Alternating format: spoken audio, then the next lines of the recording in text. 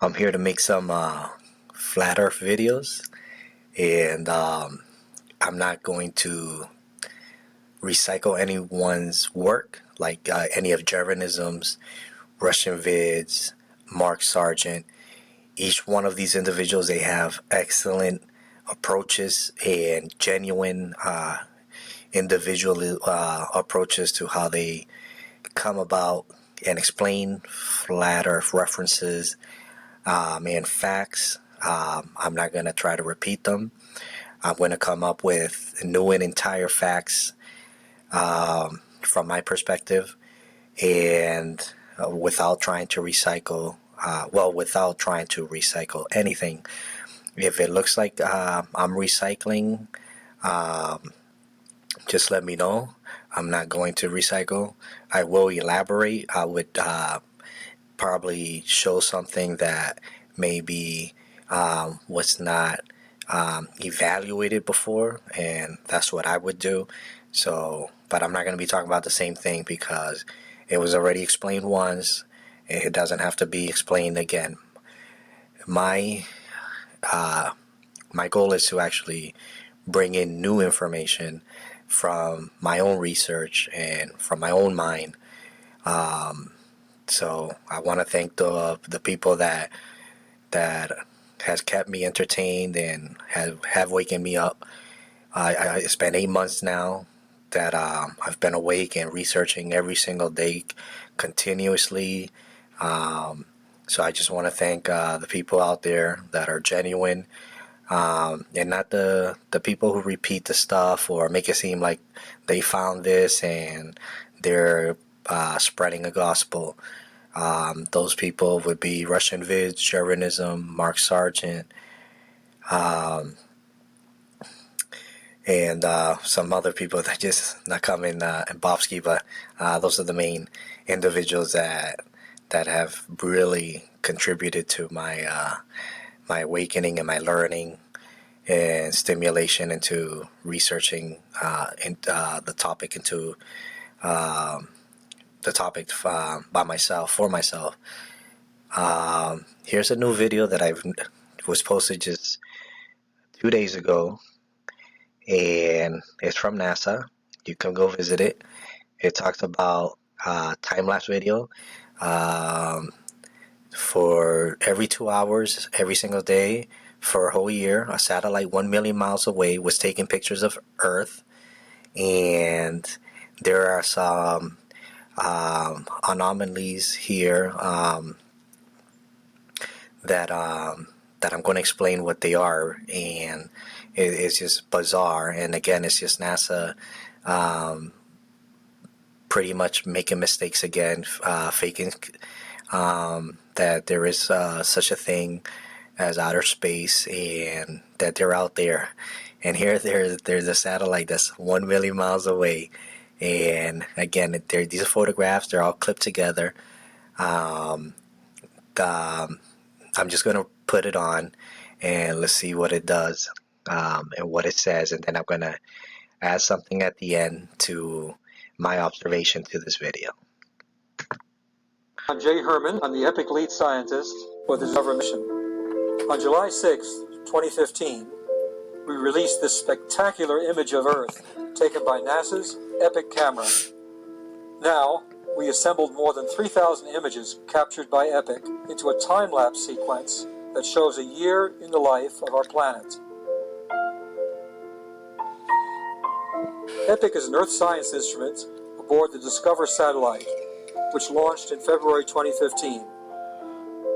The spacecraft always remains between the Sun and the Earth, approximately 1 million miles away, at a special gravitational balance point known as Lagrange 1. From this view, EPIC sees the sunrise in the west and the sunset in the east at least 13 times a day. The haze, seen around the edges, is due to scattering of light by molecules in the atmosphere. Scattering is also what makes the sky appear blue during the day and red at sunset. The colors shown are our best estimate of what a human sitting at the location of EPIC would see. Epic takes at least one set of images about every 2 hours. The camera records each set in 10 different wavelengths. At least 3 separate wavelengths, red, green, and blue, are combined to produce this color view. In March, the moon passed between the Earth and the Sun, causing a total solar eclipse. During the eclipse, the moon cast its shadow over a portion of the planet. If we slow the video down, we can see the moon shadow make an appearance right about now. Although the view from Epic is only once every 2 hours, we're able to track features like the motion of clouds. Around 2/3 of the Earth is covered by clouds. Clouds reflect light from the sun, helping to keep the planet cool. They also trap heat rising from the surface, keeping the planet warm. Changes in cloud cover affect the heat balance and how warm the Earth becomes, which is one of the reasons why we study them. The hourly images of the entire sunlit side of the Earth provided by Epic will be used to study the daily variations of features over the entire globe, helping us to better understand and protect our home planet.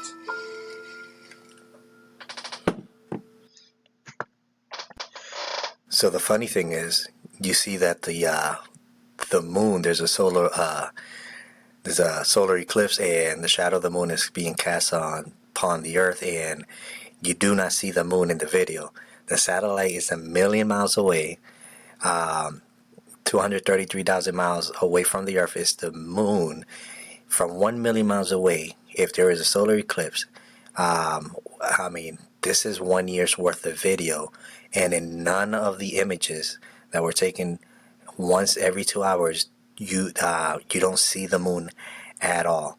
One other thing about flat Earth theory: if the moon is going around the Earth, and it takes 28 days to revolve around the Earth, there should be a solar eclipse every single month of the year. So that's strange in the video, and also strange about eclipses. I've always wondered, hey, there should be a total eclipse of the sun every single month, just because in the rotations that are happening with the moon, with the Earth going around the sun, there should be an eclipse every month. I don't know if anyone has said this before. I never heard anyone say that. I thought it was just an observation I made. Again, if someone has said that, I'm terribly sorry. But I think that's something that I totally caught on to. Another thing about this video, you don't see the ISS. Again, the ISS is rotating around the Earth. I think I just saw a video today, and Tim Peake said 16 revolutions around the Earth a day. You don't see the ISS on this 1 million mile away satellite. It should be visible, though this satellite looks like it's 1 million miles away. The funny thing about it is that it's like zooming in, because 1 million miles away, it should be like a little dot, and it's not.